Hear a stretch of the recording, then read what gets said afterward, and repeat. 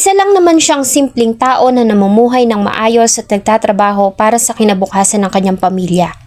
Subalit sa kabila ng kanyang mga ginagawa ay hindi siya nakaligtas sa mata ng mga masasamang tao na sa halip na nagtatrabaho para magkapera ay mas pinili pa ang maging masama para sa panandaliang kaligayahan at salapi.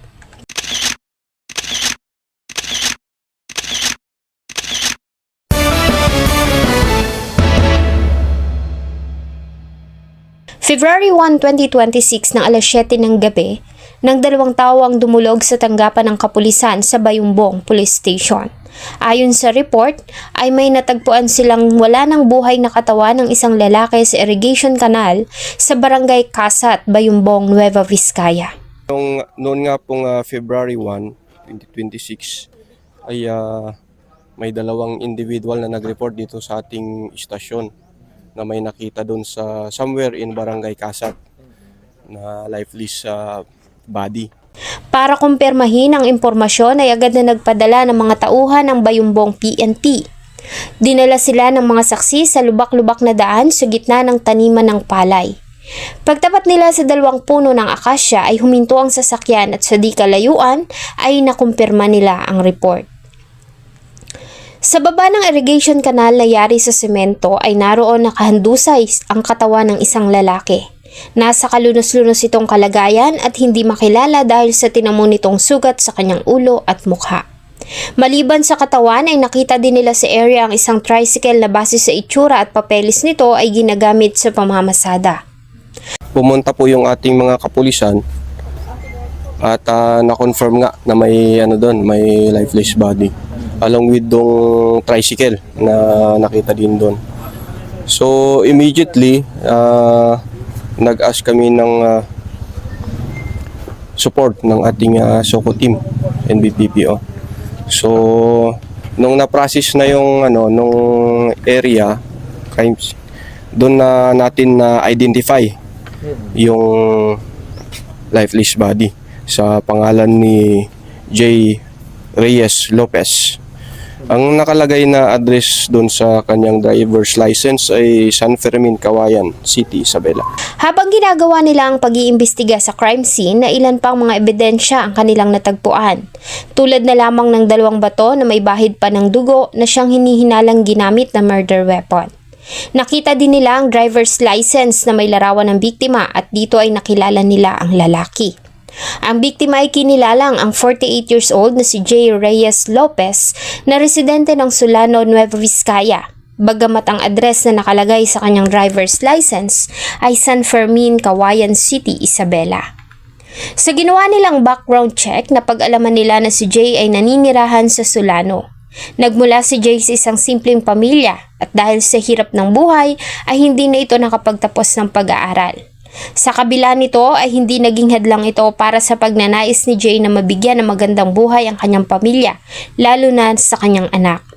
Kalaunan dahil sa hirap ng buhay at nais ding makatulong sa pamilya ay umalis ng bansa ang kanyang asawa para magtrabaho sa Hong Kong. Naiwan sa Nueva Vizcaya si Jay at namamasada ng tricycle. Nang makaluwag-luwag sila ay pinasok ni Jay ang money lending business. Hindi naman kalakihan, nagsisimula pa lang siya na nagpapahiram ng pera sa mga kakilala, kapalit na maliit na porsyento. Malaki pa rin kasing tulong ito maliban sa kanyang pamamasada. Dahil sa pagpapautang ay nakilala si Jay sa Solano, lingid sa kanyang kaalaman na ito na din pala ang magiging mitya ng kanyang kamatayan. Base sa salaysay ng dalawang saksi, tanghali ng parehong araw ay napansinan nilang pumasok ang tricycle na minamaneho ng biktima sa lugar.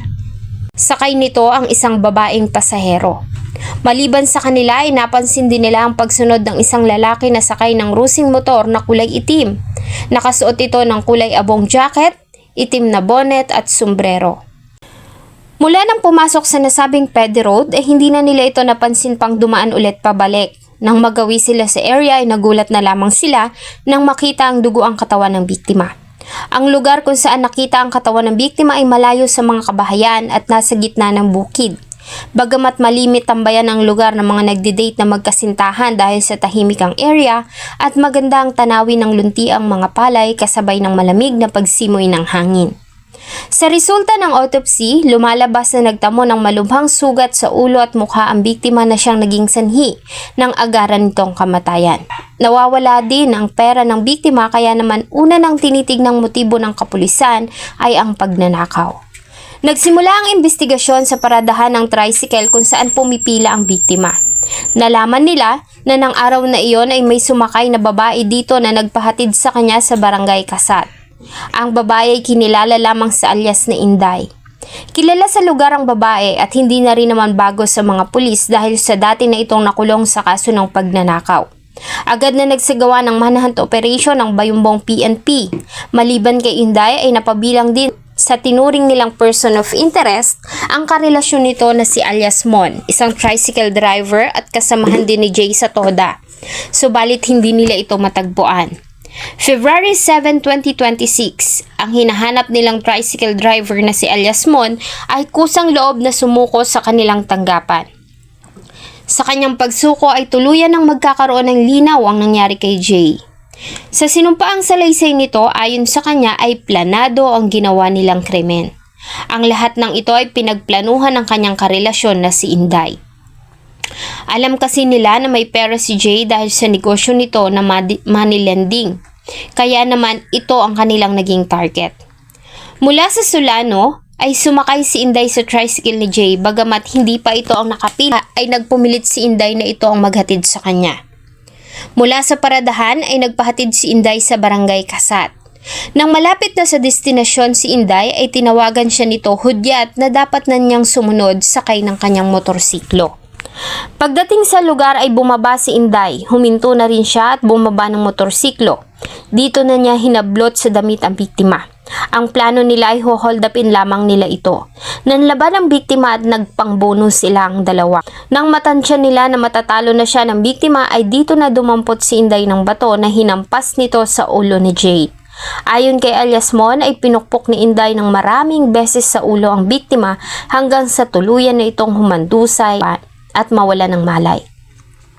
Matapos nito ay pinagtulungan nilang hinulog ang katawan ng biktima sa kanal. Pinagtulungan din nilang inihulog ang tricycle nito para palabasing aksidente ang kinamatay nito. Bago umalis ay kinuha nila ang dala nitong 65,000 pesos na pinaghatian nilang dalawa. Ayon sa suspect ay voluntaryo siyang sumuko at inamin ang krimen dahil sa matinding pagsisisi at konsensya. Nang tanungin kung alam niya kung nasaan si Inday ay umiling lamang ito. Makalipas pa ang ilang araw ay isang katawan naman ang natagpuan sa Gapal Bridge sa Cauayan City, Isabela. Wala itong pagkakakilanlan maliban sa tattoo nito sa kanyang braso na may mga letrang Inday at birthmark sa kanyang likuran. Ilang araw ding namalagi ang katawan sa punerarya subalit walang sino man ang nagtungo doon para i-claim ito.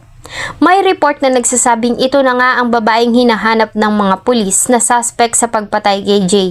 Subalit hindi nila ito makumpirma hanggat walang kakilala o kapamilyang nagtutungo doon para kilalanin ang katawan.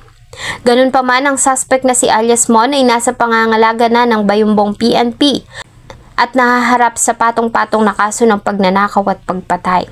Ang katawan ni Manny Jay ay inihatid na ng kanyang pamilya sa kanyang huling himlayan sa San Francisco Cemetery sa Cauayan, Isabela.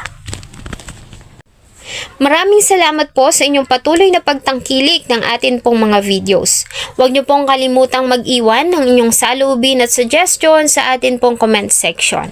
Thank you so much po and see you on my next video.